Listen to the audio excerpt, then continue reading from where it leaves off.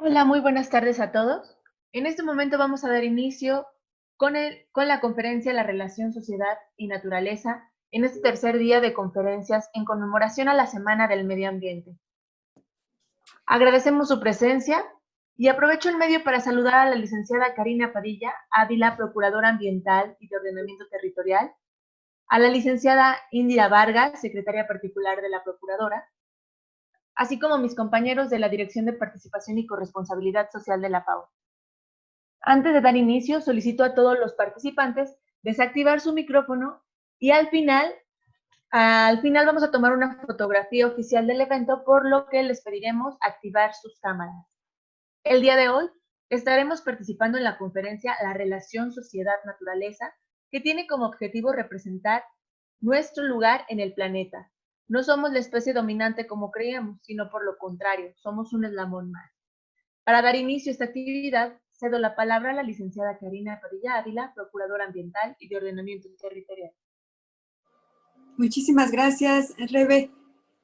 Pues agradecer a todas y a todos los presentes, por supuesto a la doctora Judith Domínguez, que nos hace el honor de estar con nosotros y de impartir esta importante conferencia que sé que es de interés de, bueno, pues de todos los que están, por supuesto, conectados, pero también de interés general. Así es que, pues, darles también los saludos de nuestro gobernador, Diego Sinoé Rodríguez Vallejo, y resaltar la importancia también de esta semana en donde estamos celebrando lo que es el Día Internacional del Medio Ambiente y por supuesto en un tema tan importante, yo diría importantísimo, como lo es la relación de la sociedad con la naturaleza. Así es que bueno, pues creo que celebramos este Día del Medio Ambiente, celebramos la vida, muchas situaciones que reflexionar, muchos pendientes por hacer y pues darle la bienvenida a todas y a todos ustedes y por supuesto a la doctora nuevamente, muchas gracias por por este compartir con todos nosotros y pues que tengan todos muy buena tarde y disfrutemos mucho la conferencia. Gracias. Agradecemos las palabras de la licenciada Karina y a continuación les voy a presentar a nuestra conferencista. La doctora Judith Domínguez Serrano cuenta con doctorado por la Universidad de Madrid, España, coordinadora del doctorado en estudios urbanos ambientales. Es profesora investigadora del Centro de Estudios Demográficos, Urbanos y Ambientales del Colegio de México. Trabajó en la Subdirección General de Planeación de la Comisión Nacional del Agua. En el 2012 integró el documento Posicionamiento Gobernanza del Agua en las Américas para el Sexto Foro Mundial del Agua. Ha trabajado como consultora en temas ambientales para diversas instituciones gubernamentales nacionales e internacionales. Forma parte del Comité Técnico de Red de Gestión e Investigación del Agua del CONACYT, del Grupo de Investigación Consolidado Agua, Derecho y Medio Ambiente de la Facultad de Derecho de la Universidad de Zaragoza, España, y de la Red de Investigación de Derecho Administrativo que coordina la Facultad de Derecho de la Universidad Autónoma de Madrid. Sus líneas de investigación son política y gestión ambiental, política y marco jurídico del agua, derecho humano al agua y gobernanza ambiental. Ha publicado más de 50 escritos entre capítulos de libros y artículos de revistas. Dejo con ustedes a la doctora Judith Domínguez Serrano.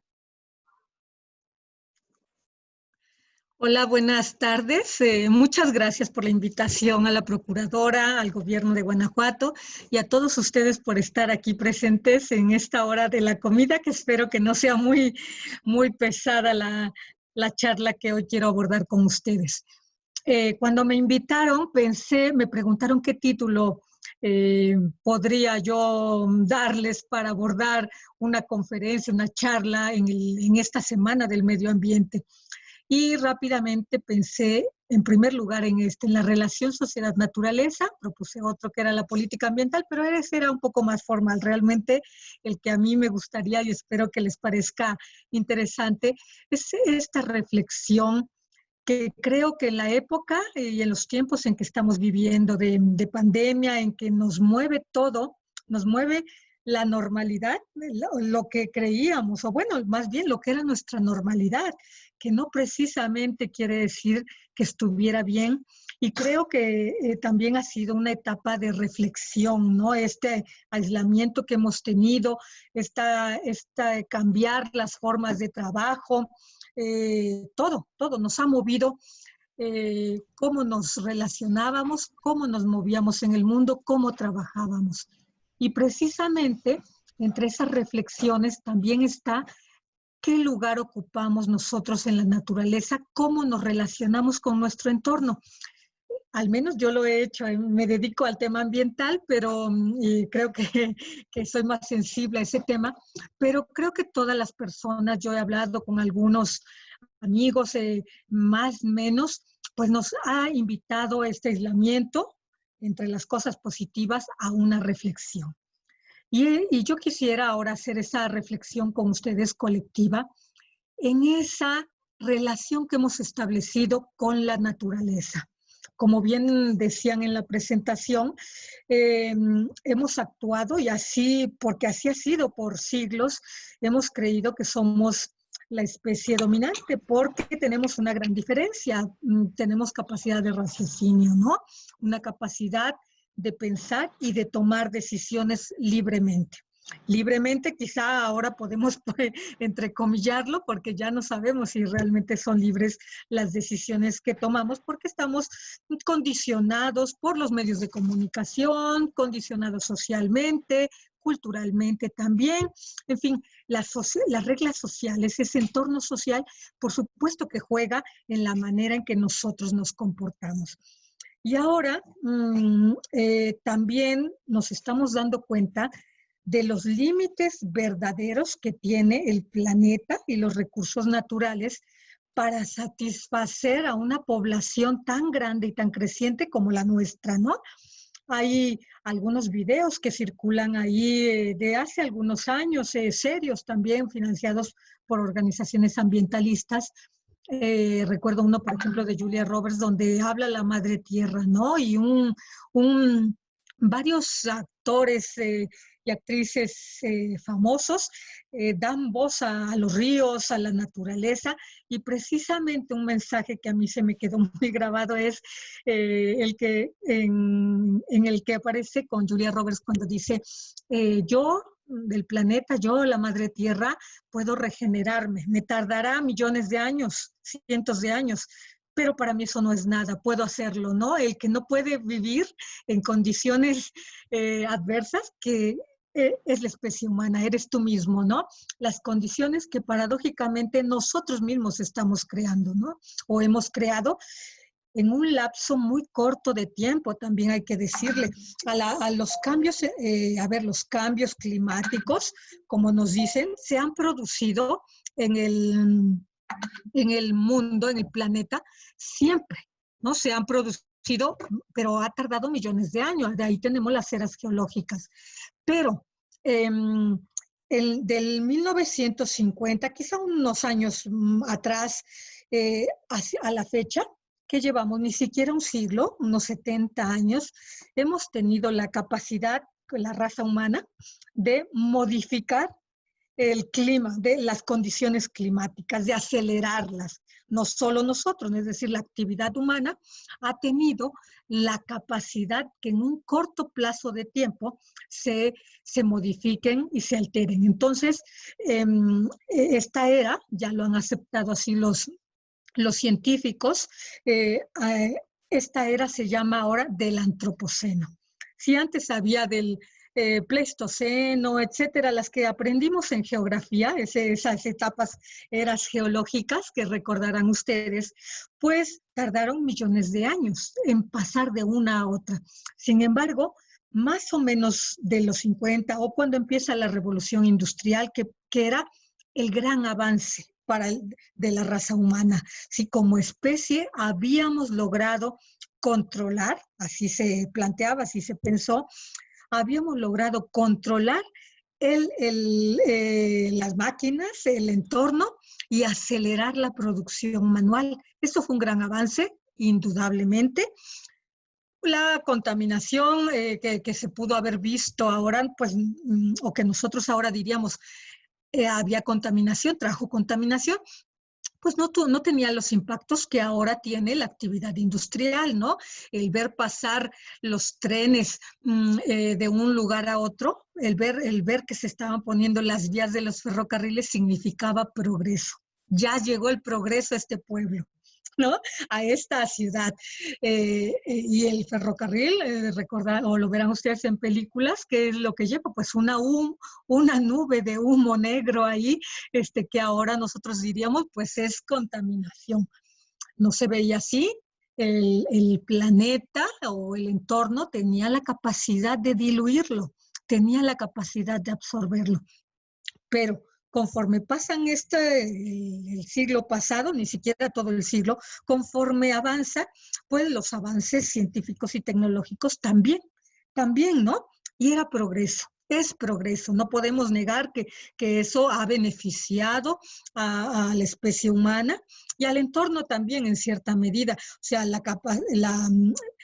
nosotros ahora vivimos más, como personas, de la edad de envejecimiento en los países se alarga y de mortalidad. ¿Por qué? Pues gracias a los avances científicos y tecnológicos.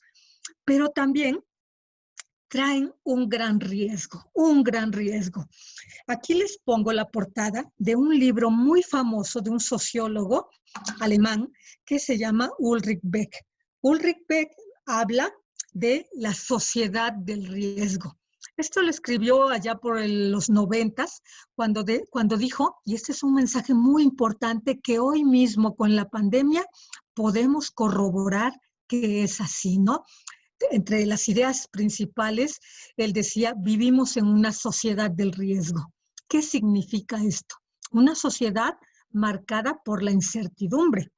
El ser humano ya no controla su entorno. Mientras nosotros, con la etapa de la Ilustración, en el Renacimiento, dijeron, el hombre es el centro del universo y de toda la actividad, el hombre era el centro del progreso, ¿no? O del desarrollo, el fin último del desarrollo. Y si ustedes recuerdan la pintura famosa de Leonardo da Vinci, donde está con los brazos así, precisamente representando eso, el ser humano como el fin último de todo, ¿no? En el centro del universo. Sin embargo, conforme pasan los años, las décadas, ¿qué es lo que nosotros vemos? Pues estamos en esta sociedad donde los riesgos no los conocemos, ni siquiera los conocemos, mucho menos los controlamos. Ejemplos concretos. Hay algo que llaman nanotecnología. O sea, la tecnología, esos avances tecnológicos a nivel, partícula la más mínima que pueda haber. Y ha servido para muchas cuestiones. Por ejemplo, en términos de agua, se utiliza para el tratamiento de las aguas residuales, ¿no? La tecnología. Pero también las cremas que usamos cotidianamente para el rostro utilizan tecnología. Pero ¿alguien nos ha dicho si eso tiene un riesgo? No lo sabemos, y como dicen, en la ignorancia, pues uno es feliz, ¿no? No sabemos si eso puede hacernos bien, mal.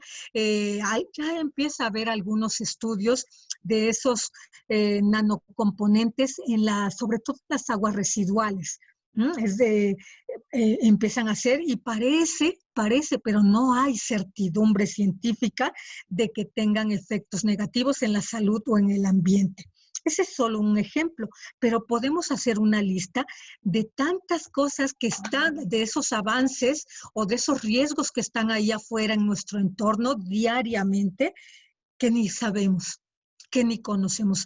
Y cuando los conocemos, tampoco sabemos qué hacer, ¿no? En este caso concreto, si yo les digo, es que las cremas faciales que utilizamos las mujeres están, algunas de ellas, hechas con nanotecnología, pues nos preocuparía un poco, a lo mejor, ¿no? ¿Eso qué significa, no? Y entonces esa situación de incertidumbre, de no controlar, de no saber qué efectos puede tener una acción que ni siquiera hago yo. Es decir, a mí me llegó la crema, me pareció bonita, la compré, me la puse, pero yo no soy responsable de lo que pueda pasar después, ¿no? Imagínense que la desecho. Y así como la basura y se mezcla con otros componentes y puede o no alterar o producir otros efectos. Entonces, Esa situación le llama Ulrich Beck sociedad del riesgo, en la que además nos pone un poco nerviosos, ¿no? Es decir, a ver, ¿qué estará pasando? Porque ya no soy yo, ya en todo caso es un grupo pequeño que está ahí, que son los científicos, quienes van a tomar las decisiones, ya ni siquiera son los gobiernos quienes son los legítimamente elegidos a través de la votación para que nos representen y para que tomen las decisiones por nosotros. Pero ahora resulta que ni ellos conocen esto y entonces las decisiones las empiezan a tomar o grupos pequeños de poder, tecnócratas, científicos y por supuesto que orientan. A ver, ahí anda también en las noticias, aunque parece que no es cierto, que el virus de la pandemia, el coronavirus, fue creado en laboratorio y después se soltó. ¿Será cierto? No será cierto, pero esa es la sociedad del riesgo, ¿no? Ahora los riesgos son incluso por la falta de control, ¿no? Sí, de control de la tecnología, de todo aquello que manipulamos. Y entre las cosas que manipulamos, por supuesto que está el medio ambiente, ¿no? Lo manipulamos, a veces será con fines buenos y no es nuevo tampoco. Lo que pasa es que ahora se ha acelerado y se utilizan otros elementos. Cuando los agricultores injertan una planta con otra para hacerla más resistente, para producir una variedad más bonita. Ahora se ha hecho a gran escala y ahora se hacen unos tomates. Yo recuerdo que en España, cuando fui a estudiar hace muchos años allá, me sorprendió muchísimo eso, porque yo no lo tenía en mi radar aquí en la ciudad pequeña en la que vivía. Que los tomates, digo, ay, pero qué ricos saben y qué buenos están. Pues es que son manipulados genéticamente para potenciar el sabor, para quitarle la semilla, para, en fin, para mejorarlo, ¿no? Parecía que era mejor. Se utilizan plaguicidas, insecticidas, ¿para qué? Pues para quitar la plaga que antes, pues el campesino, el agricultor lo hacía, pues con técnicas más orgánicas, diríamos, pero con técnicas más rudimentarias, ¿no? Más pequeñas, pero también menos contaminantes. Creo que eso podríamos estar de acuerdo. Pero cuando empiezan a usarse los químicos, ¿alguien sabe de los efectos de los plaguicidas? Muchos de ellos están prohibidos en el país ya. Se siguen usando, ¿no? Se siguen usando en algunas zonas, pero ¿cuáles son los efectos? No se logra probar todavía, en algunos casos sí ya, pero que este plaguicida produce estos efectos. Hay una sentencia reciente en Estados Unidos en que condenan a Monsanto jurídicamente a pagar una multa millonaria en millones de dólares a una persona que acusó a esta gran compañía de Monsanto de decir es que por ese transgénico, en el uso de transgénicos, yo tengo esta enfermedad terminal. Se probó, cosa que no es muy fácil. Permítanme.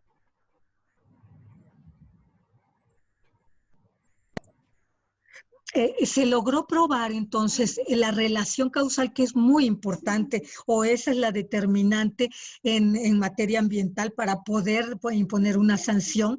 En este caso, por eso es ejemplificar, se logró probar el nexo causal y entonces condenar a la empresa a que indemnizara a esta persona que se va a morir, pero bueno, y sobre todo que tuviera efectos hacia otras personas, ¿no? O sea, ya es una sentencia ejemplificante para que otros casos similares pudieran seguir ese criterio. ¿Qué otro caso tenemos de esta sociedad del riesgo en la que vivimos ligada a temas ambientales? Por ejemplo, el uso del glifosfato, que parece que es un contaminante, también dicen cancerígeno, y que en algunos países de la Unión Europea ya se prohibió terminantemente, pero para que se prohibiera pasaron muchos años, 10 años por lo menos, para lograr científicamente que se prohibiera. No solamente es creo que yo estoy enferma por este químico que están rociando al lado de mi casa, no. No solo es eso, sabemos que en materia jurídica hay que probarlo, ¿no? Hay que probarlo y es muy difícil probar el nexo causal en materia ambiental. Entonces, pero también es difícil, y ningún gobierno quiere hacerlo, prohibir una sustancia que en principio parece benéfica, ¿no? El glifosato tenía una capacidad mucho más rápida de los efectos que tuviera y mucho más barata también. Entonces, prohibir algo es una decisión económica y sabemos que la economía siempre va adelante del medio ambiente, ¿no? Si hay que elegir, pues generalmente un político, un tomador de decisiones, se va a ir por una decisión económica, luego la social. Si eso implica cerrar puestos de trabajo, bueno, ya tampoco es tan bien visto. Y en tercer lugar está el medio ambiente, ¿no? Siempre a la cola. Pero parece ser que esta pandemia nos está mostrando también que a lo mejor esos criterios que teníamos no son precisamente los más correctos, ¿no? Sobre todo por la fragilidad que como especie humana tenemos en este planeta, ¿no? Hay otras especies más resistentes que nosotros, ¿no? Entonces, ahora también es verdad que nosotros somos los que tomamos las decisiones, ¿no? Todavía.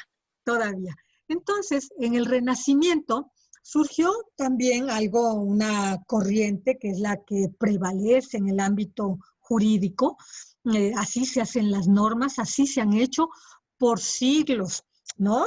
En 20 siglos que llevamos de derecho, que conocemos de derecho, las normas son antropocéntricas. ¿Qué quiere decir esto? Pues que buscan el bienestar del ser humano. Es decir, una norma, y así está escrito el derecho ambiental también, aunque ahora les voy a contar cómo empieza a tomar otro rumbo. Las normas todas, y entre ellas las ambientales, están elaboradas desde un enfoque antropocéntrico. ¿Qué quiere decir?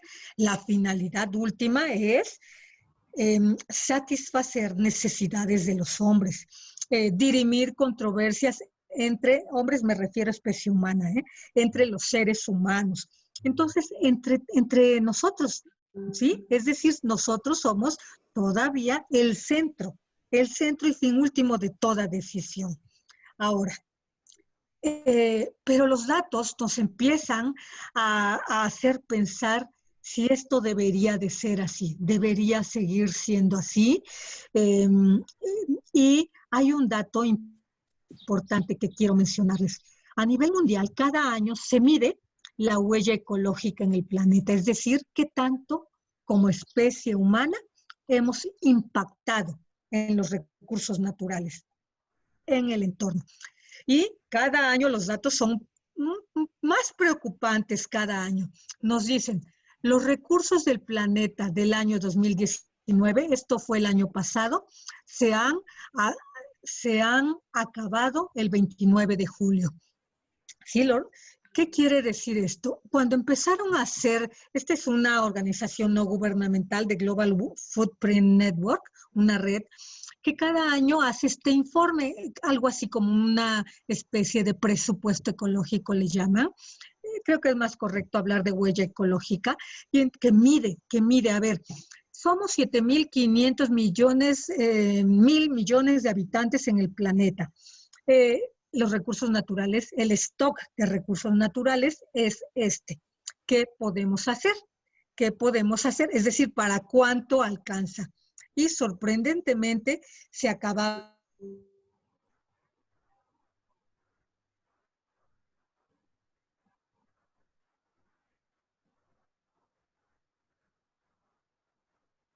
ecológica, ya se terminó. Ya nos acabamos los recursos, que quiere decir que de los próximos 6 meses de este 2019, pues estaremos en deuda, ¿no? En deuda ecológica. Vamos a consumir más recursos naturales de los que deberíamos. Y sin embargo los consumimos porque obviamente no se puede parar ese desarrollo económico que teníamos, esas necesidades a muchas veces creadas, porque si nos ponemos a pensar ahora en este confinamiento, muchas de las cosas que antes creíamos que necesitábamos, pues parece que no era así, no las necesitábamos, no estamos dentro y con menos cosas podemos estar bien, tranquilos, felices, y lo otro eran necesidades creadas por ese entorno social, ¿no? Que nos venden, y nos guste o no, pues México está en un modelo consumista, ¿no? Estamos tan cercanos a nuestro país vecino del norte, que es el ejemplo típico del consumismo, y nosotros pues también estamos en esa vía, ¿no? Entonces ahora podemos ver que no todo lo necesitábamos, ¿no? Que podemos prescindir de muchas cosas que no eran necesidades básicas.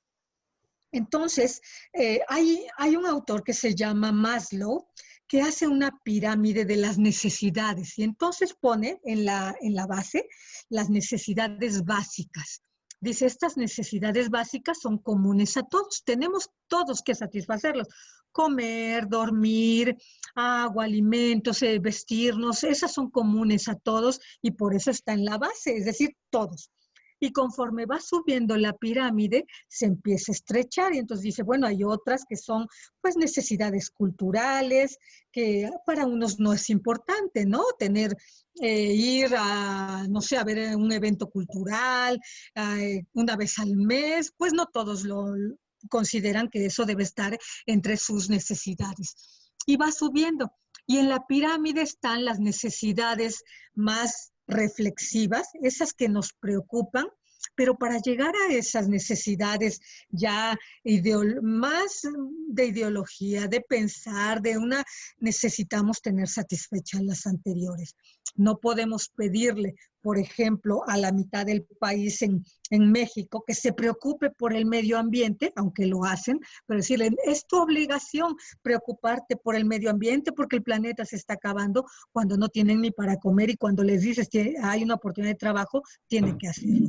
Eso también hay que entenderlo en países como los nuestros.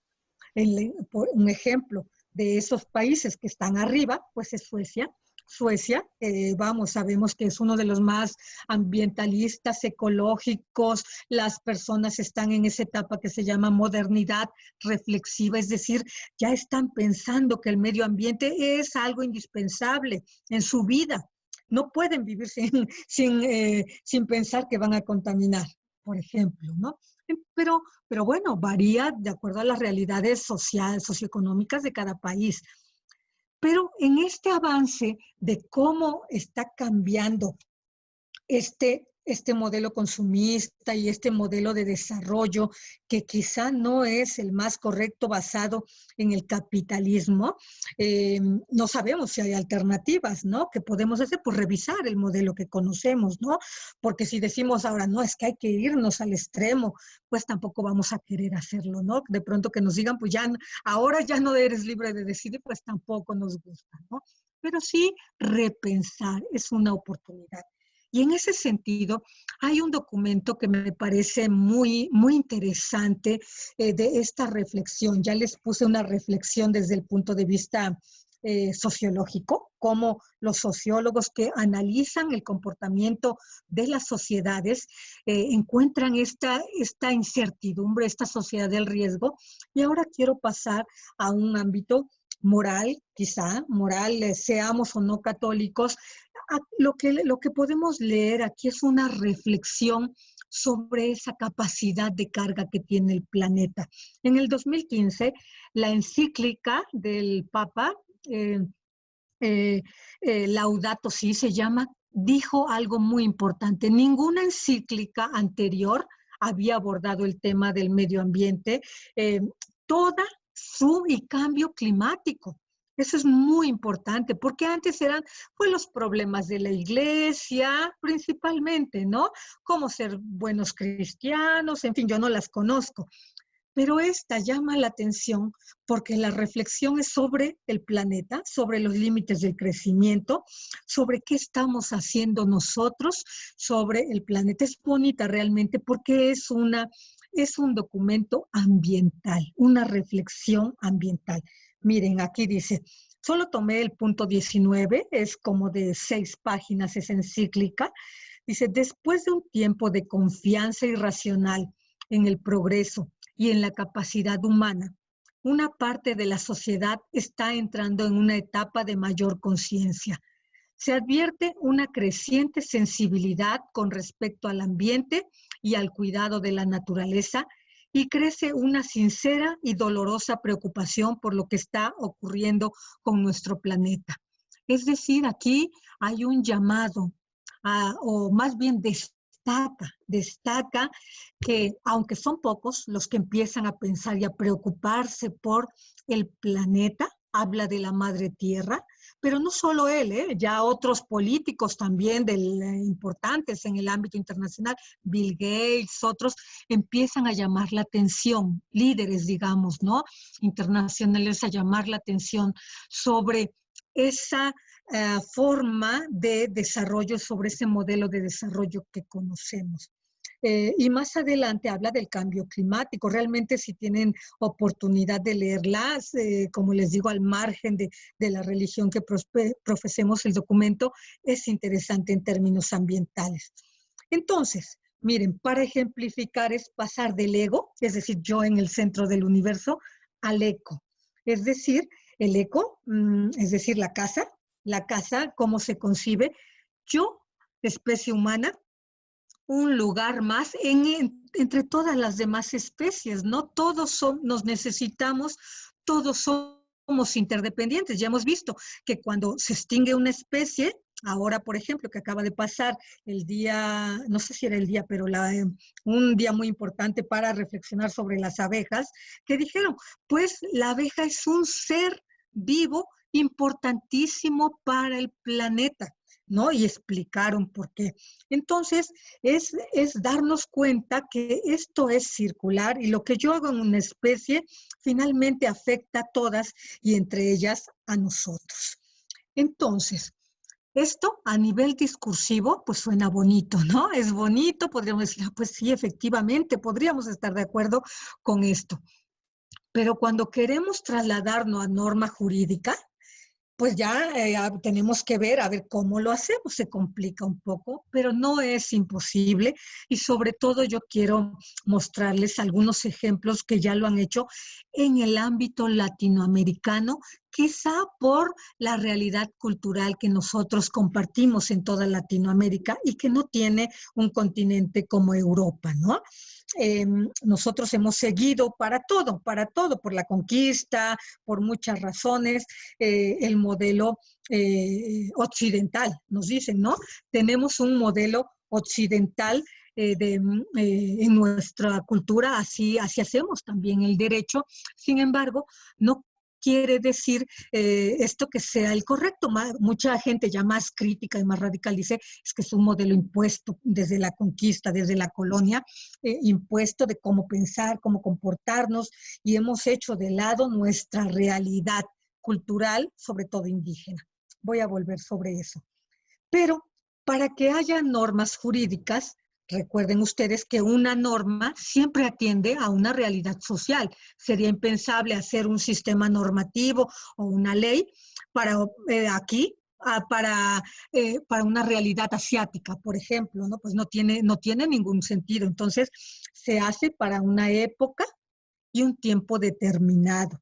Y en esta coyuntura quiero llamar la atención sobre eso, porque la coyuntura de la pandemia nos puede permitir reorientarnos hacia otro o corregir al menos el camino que llevábamos. No solo económico, también en términos jurídicos, ¿no? Es decir, repensar si el antropocentrismo debería de serlo todo. Es decir, la norma está hecha para que yo esté bien, yo especie humana. esté bien. Entonces, no por eso vamos a negarlo, ¿verdad? Por supuesto que eso es lo que queremos como sociedad. Ahora, para eso se necesita una reflexión filosófica previa, ética y moral. Antes del derecho está eso. La filosofía del derecho precisamente aborda ese tipo de reflexiones morales, éticas, y conforme las hace obligatorias, las juridifica, las pone en una norma, se convierten en obligatorias para todas y en derecho vigente. Pero ¿cómo hacer esto? ¿Cómo articular en la normativa ambiental este nuevo paradigma? Bueno, lo que yo les decía, detrás de la norma siempre hay valores sociales en una época determinada. Algunas veces para muchos de nosotros sería o es impensable, inaceptable algunas normas de otra sociedad musulmana, por ejemplo, cómo que van a empalar a una mujer, cómo que le van a dar latigazos, porque así lo dice su derecho. Bueno, no lo justifico, pero están atendiendo a una realidad cultural, ¿no? Ahora, nuestra realidad que tendría que cambiar, por supuesto, ¿no? Pero atendiendo a nuestra realidad social y cultural, nosotros estamos viendo que están cambiando también, ¿no? Sobre todo los cambios de gobierno también orientan ese tipo de situaciones. Ahora la norma tiene que atender a estos valores democráticos, en fin, los que ustedes quieran. Y en términos ambientales, lo que yo observo es que las legislaciones latinoamericanas ahora se están orientando a enfoques biocéntricos. ¿Qué quiere decir? En que sitúan al ser humano como una especie más. ¿Sí? Biocéntricos a partir del reconocimiento de los valores culturales indígenas. Por eso no es haber equivocado que yo les diga que nosotros como continente tenemos, o por qué se dio primero en este continente, en esta realidad latinoamericana, porque tenemos una base indígena común a todos, más en otros países, y donde hay mayoría indígena, nosotros vemos que las primeras normas con un enfoque biocéntrico se han adoptado en esas, pero en nuestro país hay algunos casos interesantes que quiero mencionarles. Voy a ir más rápido, porque ya veo que ya me estoy acabando mi tiempo. Miren, ¿cuál ha sido la reflexión? Primero, la naturaleza y los animales, es decir, no solo nosotros, como objeto de reflexión moral, ética y jurídica, diría yo. Y de ahí se pasa a algo muy nuevo en el derecho ambiental, que se llama los derechos de la naturaleza. ¿Sí? Para pensar, a ver, ¿tiene derechos la naturaleza? Para los que somos abogados nos plantea un problema. A ver, alguien que tiene derechos debe tener la capacidad de ejercitarlos y de defenderlos. Y entonces, ¿cómo decimos que un árbol tiene, a ver, cómo ejerce su derecho un árbol, ¿no? Pues no es posible. Y entonces se empiezan a crear ficciones jurídicas, pero también conocemos nosotros esa figura, ¿no? A veces yo me pregunto, yo escribí un poquito sobre eso, les puedo compartir un artículo, si es necesaria tanta vuelta, si llegamos al mismo punto. ¿Cuál es el objetivo final? Proteger la naturaleza, ¿no? Proteger la naturaleza. Entonces, si lo hacemos con los mecanismos que conocemos, tenemos áreas naturales protegidas, instrumentos de denuncia popular, tenemos una gama de instrumentos nosotros que podemos utilizar y otra vía más larga que han elegido países como Ecuador, que habla de los derechos de la Pachamama, o Bolivia, y entonces los árboles tienen derechos, un río tiene derechos, el río tiene derecho a no ser contaminado, entonces dicen, y le nombramos un procurador. Bueno, ya lo tenemos nosotros, entonces ¿para qué dar esa vuelta, no? Cuando en todo caso, y además tiene la competencia, la Procuraduría para ejercitar en ese caso, ¿no? Pero sí es importante el planteamiento, es decir, ellos quieren dejar claro que aquí han transitado de un enfoque antropocéntrico a uno ecocéntrico y por tanto le reconocen derechos, ¿no? Derechos plenos que no pueden ejercitar, para ellos necesitan un representante. A lo mejor no tenían procuradores, ¿verdad? No lo sé, y por eso es que hicieron esa ficción jurídica. O puede ser una organización ambientalista también. Y un tercer paso, es decir, un nivel más allá, es reconocer derechos a los animales. Pero ¿cómo les reconocemos? Es decir, aquí lo que está en discusión es que los estamos poniendo al mismo nivel que nosotros, ¿eh? Ese es el grado cualitativo, el salto que estamos dando al mismo nivel que nosotros. Yo ejercito derechos, el río tiene derechos, como yo, ambientales, digamos, y los animales tienen.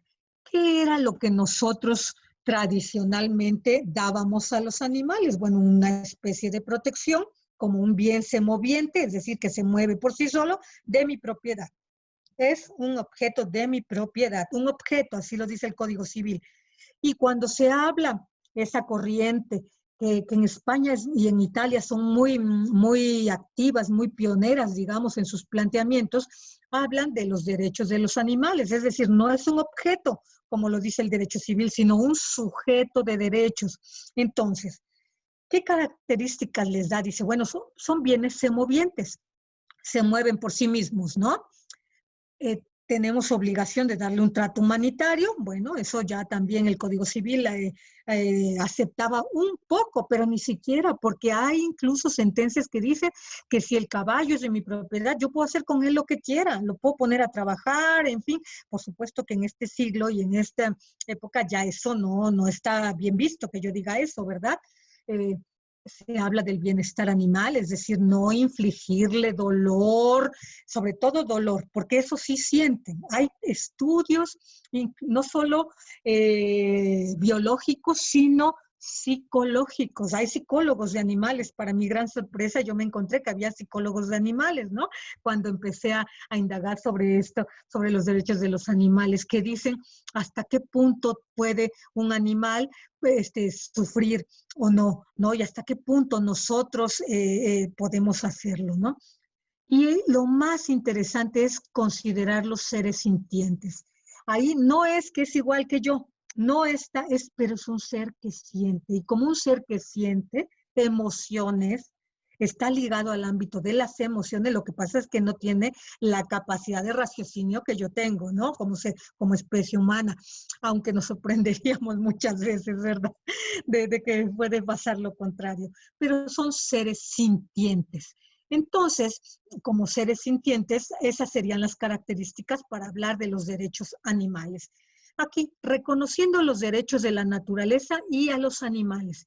Ecuador fue el primer país en Latinoamérica, quizá en el mundo, en reconocer los derechos a la naturaleza en su constitución en 2008. Posteriormente, Bolivia lo incorporó también en su constitución. Y recientemente, la Constitución de la Ciudad de México, que es del 2018, reconoció a la naturaleza como sujeto de derechos, aunque previamente en el 2013 se había reformado la ley ambiental.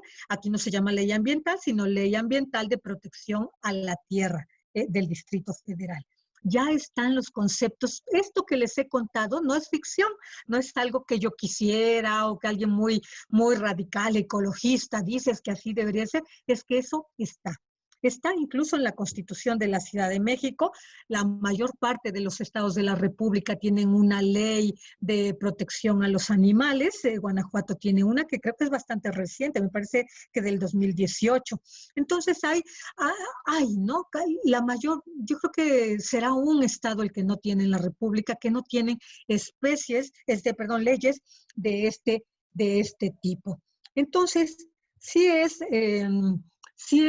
estamos en esa transición tímida, diría yo, pero así es la protección ambiental. Nosotros que estamos en este ámbito sabemos que somos los que luchamos y luchamos, pero que cuesta mucho trabajo, ¿no? Convencer cuando tenemos una decisión agraria, económica enfrente.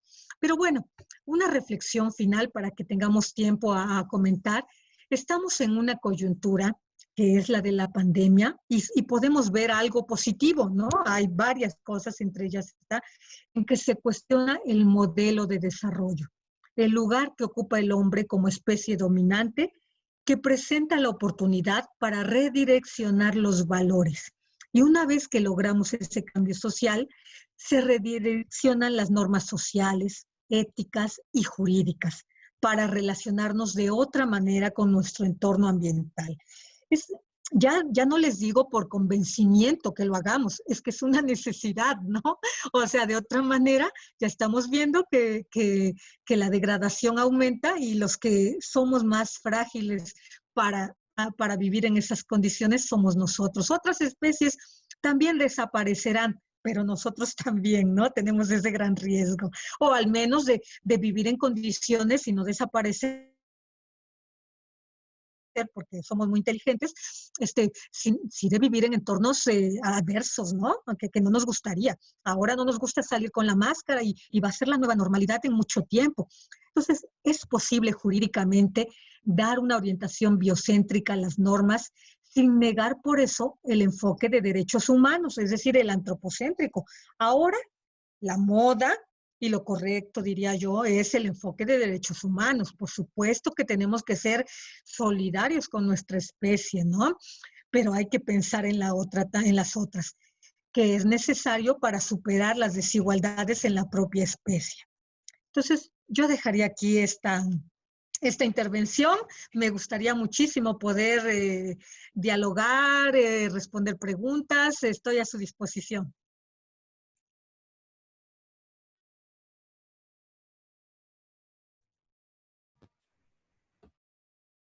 Bueno, muchísimas gracias, doctora, por su plática, por su intervención. En el chat algunas personas nos hicieron favor de dejarnos algunos comentarios. Si alguien tiene alguna duda o algún otro comentario, por favor pónganos en el chat para poder estar dándoles atención como tal. De manera muy general, mientras leemos estos comentarios que nos dejaron las personas, a mí me gustaría preguntarle, doctora, por ejemplo, si nosotros integramos este enfoque de biocentrismo dentro de todos los procesos legales, jurídicos, que incluyen también, por supuesto, los derechos, por ejemplo, a la naturaleza, de alguna manera estaríamos integrando también el humanocentrismo en este proceso de biocentrismo. Es decir, en el enfoque de referirme a que si nosotros le diéramos este giro de la naturaleza a los derechos, de alguna manera, pues las personas también estaríamos integrados en esta naturaleza, ¿no? Con lo que usted nos comentaba, de que no somos ego, sino eco, y formamos parte de esta red, ¿no?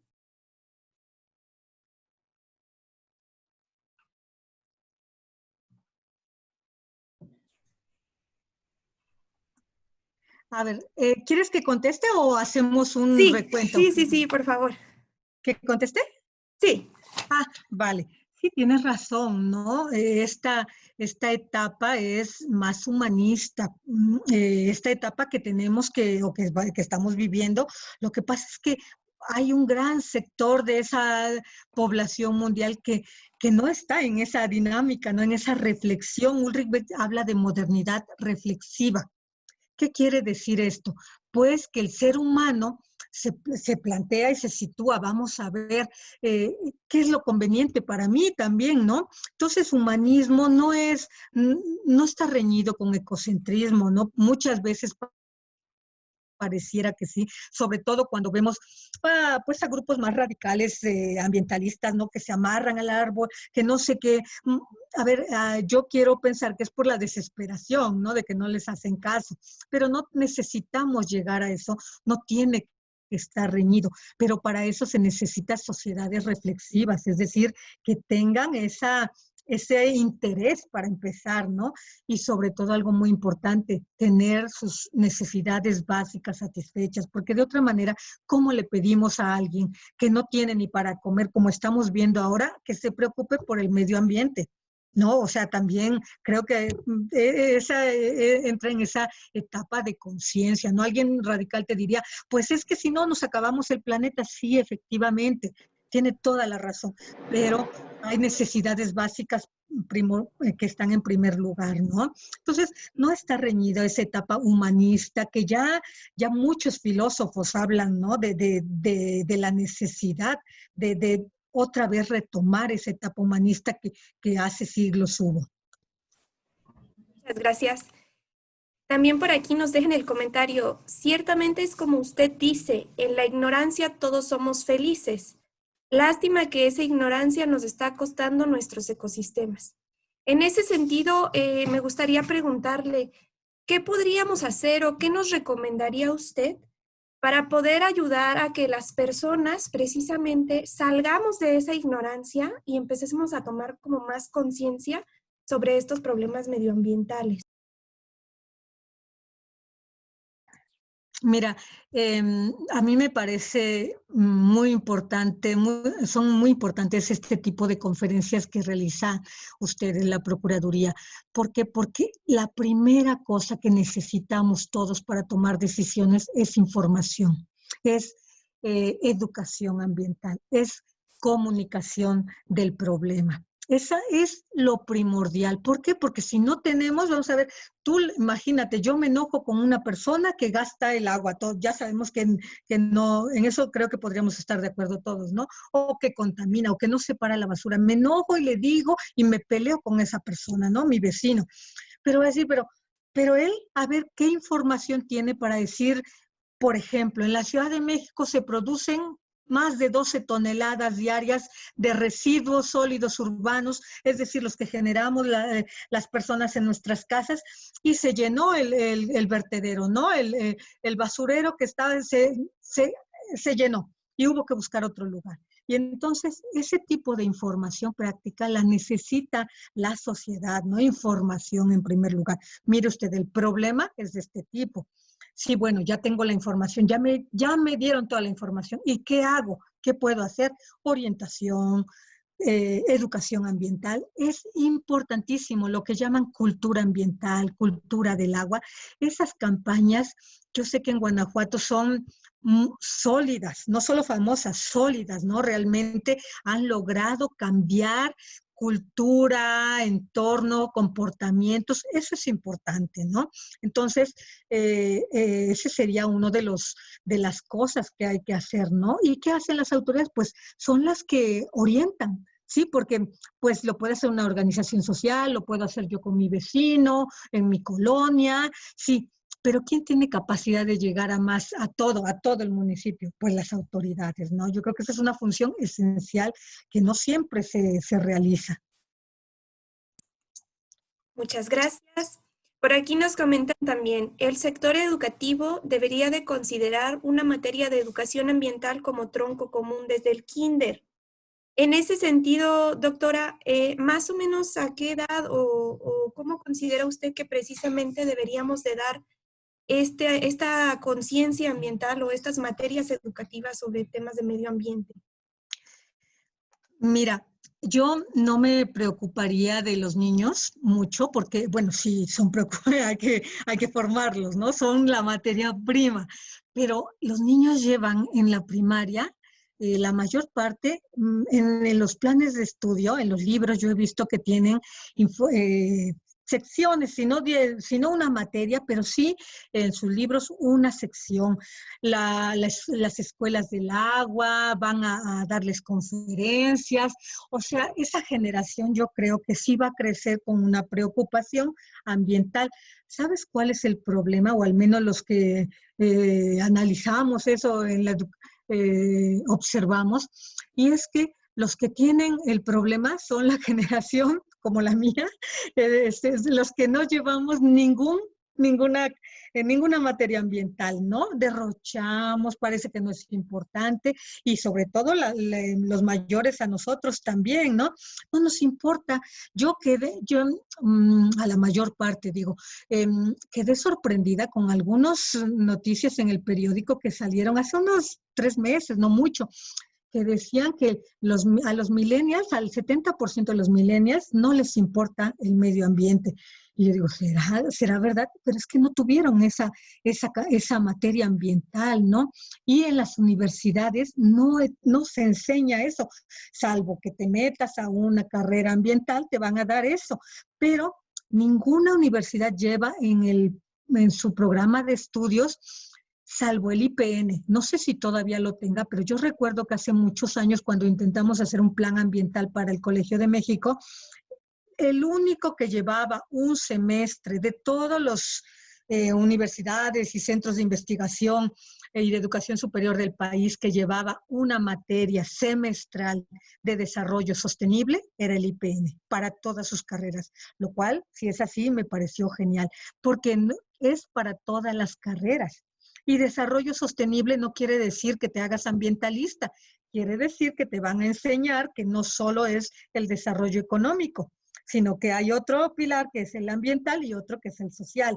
Y a mí me parece que en la formación de cualquier carrera, eso es fundamental. O sea, no te quita nada, todo lo contrario, te orientaría a esa modernidad reflexiva que necesitamos. Muy bien, muchísimas gracias. También nos comentan por aquí, doctora, buenas tardes. Con todas estas declaraciones y posturas de líderes tan importantes como los que menciona, y sabiendo que la legislación ambiental actual de algunos países ya contempla de alguna manera las condiciones y los derechos de los animales, y de acuerdo con su experiencia, ¿qué es lo que nos está faltando como sociedad en México y Latinoamérica para poder pasar de esta retórica a la práctica y que toda esta legislación no se convierta nada más como en pura letra, en puro papel?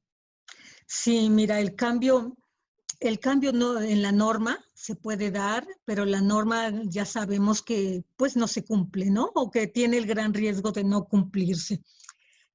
Se requiere un cambio social y ese cambio social es muy lento y un cambio cultural, ¿no? Un cambio social que a veces tarda generaciones en producirse. No hay que ser pesimista, por supuesto, ¿no?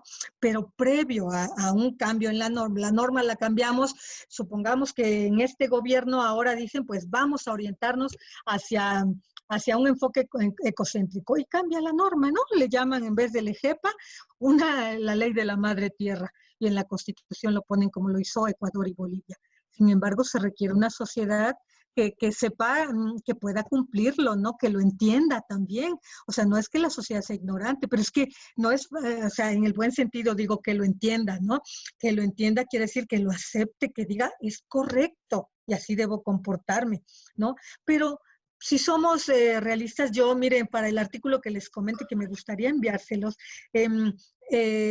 revisé la actividad de la Procuraduría Ambiental y de Ordenamiento del Territorio de la Ciudad de México, la PAOT, que una de las que más actividades tiene en el país, y el informe de las denuncias de los derechos de violación, digamos, a los derechos de los animales, eran muchísimas, eran bastante la gráfica, y de grado de cumplimiento o al menos de imposición de una sanción, bajísimo. ¿Por qué? Porque no le abrían al inspector, por ejemplo, supongamos que fue el inspector, ¿no? Hacer la inspección, que alguien dijo, es que estos perros los tiene su dueño sin agua, amarrados en la azotea, bueno, ya sabemos que eso es algo común, ¿no? En la azotea, sin agua, sin dónde resguardarse, y el dueño no le permitía la entrada, para empezar, ¿no? Entonces no podía levantar el acta, bueno, ya iba acompañado al otro día de un policía. Entonces es un calvario lograr aplicar una norma de este tipo, ¿no? Ya unas normas es decir, de última generación, diríamos, ¿no? Cuando se está hablando de protección de derechos de los animales. Entonces, no es fácil, ¿no? No es fácil porque lo primero que se requiere es un cambio social, el convencimiento social de que así debe uno comportarse. Pero bueno, tenemos una norma, tenemos instituciones que dispuestas a aplicarlos hacen un pequeño cambio, ¿no? Y eso es importante. Muchas gracias. Tenemos otra pregunta. Buenas tardes, gracias por su interesante charla. ¿Qué relación tendría la educación ambiental con la relación de la sociedad-naturaleza y la educación como tal, y qué oportunidades se tienen desde la educación ambiental no formal para poder mejorar como la situación actual. Bien, a ver, ¿qué entendemos por educación no formal? La que adquirimos en nuestro entorno, es decir, en el hogar, no en la escuela, ¿verdad? Bueno. Sí, supongo que hace referencia a la que no se da en un aula. Uh-huh. Es la más importante, ¿saben? Porque muchas veces, y la pandemia también nos los ha mostrado, queremos que en la escuela el niño aprenda todo. Y ya vimos que el lugar donde tiene que aprender, en primer lugar, es el hogar, es en la familia. Los niños replican, los niños y los jóvenes, y replican lo que ven en los mayores, ¿no? Es decir, nosotros somos el ejemplo para ellos, se van a comportar y es decir, nosotros somos tan esenciales en su formación. Sí, esa sería lo no formal, que es tan importante, porque en el aula van y reciben unos conocimientos elegidos, los que están en el programa de estudio, no todos, estos y con este enfoque. Es decir, así se enseñan, así se aprenden en este país, ¿no? Muchas veces hemos visto que quitan contenidos, ahora no se va a enseñar este módulo, ¿no? Porque no queremos, no es afín a esta corriente de gobierno, de pensamiento que tenemos ahora. Eso pasa en los planes de estudio. Entonces, esa educación, pues, no deberíamos apostarle todo a eso. Esa es una parte, pero la mayor está en el hogar, es decir, cómo nosotros transmitimos valores. Y la familia, en eso yo creo que es correcto cuando afirmó el presidente al inicio de la pandemia que la familia es un valor que tiene la sociedad mexicana, ¿no? A diferencia de Estados Unidos o de otras sociedades que tienen otros valores. En Estados Unidos es el individuo, ¿no? El individuo. Nosotros, afortunadamente, tenemos esa familia. Con lo cual, el potencial de transformación que tenemos en esos seres, sobre todo en los niños, estoy pensando, ¿no? Que nosotros moldeamos. Nosotros, digo, padres de familia, moldeamos muchas veces sin ser conscientes de lo que tenemos en nuestras manos, ¿no? De la gran responsabilidad de moldear estas futuras personas, estos futuros tomadores de decisiones para todo. Van a tomar decisiones buenas, malas, y será su responsabilidad, ¿no? No nos vamos tampoco a poner esa losa, pero nosotros tuvimos mucho que ver en esas decisiones. Entonces, esa educación no formal es fundamental, pero tenemos, como yo decía en la anterior pregunta, pues una carencia. A nosotros no nos dijeron no nos hicieron reflexionar de esta manera. Ok, muchas gracias. Bueno, creo que por el momento ya es todo lo que nos comentaron aquí, doctora. Les agradecería a las personas presentes que puedan apoyar encendiendo su cámara para hacer la toma de la fotografía del evento oficial. Y pediría a la licenciada Claudia Ceballos si nos puede apoyar también para el cierre con la procuradora Karina Padilla. Muchas gracias, doctora Judith. La verdad es que muy interesante, muy enriquecedora. En verdad apreciamos mucho, ahora sí que su esfuerzo por estar aquí con nosotros. Y bueno, ahora la procuradora licenciada Karina Padilla nos brindará un mensaje de cierre y entrega de reconocimiento. ¿No tienes audio? Por favor. Muchas gracias. Claudia, muchas gracias, doctora. Un gusto y la verdad que un placer el escucharla. Y tenemos muchas reflexiones todavía por delante, por supuesto, que nos pueda llevar a esta relación de otra manera con la naturaleza. Yo recuerdo hace muchos años, me comentaban de la llegada de una empresa muy importante y la gente estaba muy contenta, y cómo podemos llamarlo que es progreso, ¿no? Porque a las semanas siguientes el río de esta ciudad estaba sumamente pues lleno de espuma y de situaciones de contaminación que se dieron durante muchos años. Entonces creo que es muy importante el poder reflexionar sobre lo que llamamos progreso y esta forma, como usted nos comenta, de relacionarnos de otra forma con la naturaleza. Muchísimas gracias por su interesante conferencia. Y bueno, me permito también saludar a las maestras y maestros que nos acompañaron también de diferentes planteles educativos de aquí del estado de Guanajuato, a los guardias ambientales y por supuesto también funcionarios municipales, estatales, y agradecer también a todo el equipo de participación social, porque dentro de la Procuraduría se le ha dado un impulso muy importante, algo que también la doctora comentaba, que es la parte de educación ambiental. Y me parece que, bueno, ese es trabajo de equipo, y agradecerles a todos y, por supuesto, a los guardias ambientales, que también son parte de la Procuraduría Ambiental. Y, pues, digo, seguir en este camino que todavía nos falta mucho por recorrer. Gracias. Y además, bueno, pues también, doctora, hacer un reconocimiento y también en este momento de manera virtual y digital, pues entregarte un reconocimiento también por esta importante ponencia y por supuesto que sea la primera de muchas más que nos puedas acompañar. Muchísimas gracias a ustedes por la invitación.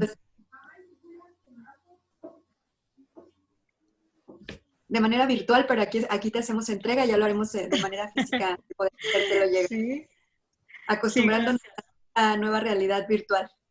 Así es. Muchísimas gracias.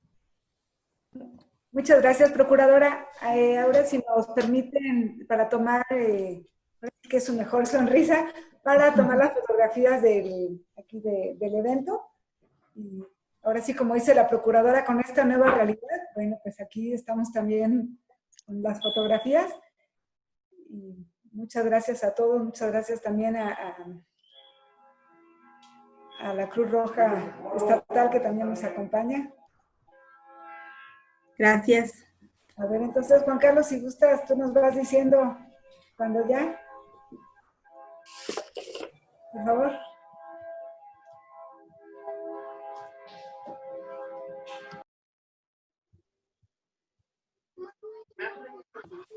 ¿Listo?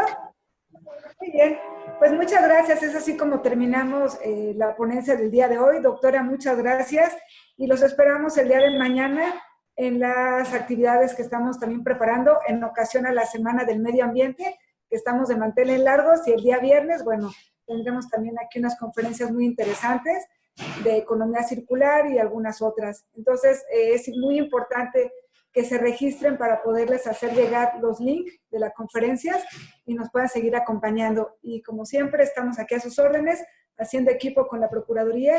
La Procuradora, la verdad es que es una persona muy, muy empeñosa, muy trabajadora, entonces siempre siéntanse acompañados de nosotros. Gracias. Guanajuato, Grandeza de México, Gobierno del Estado.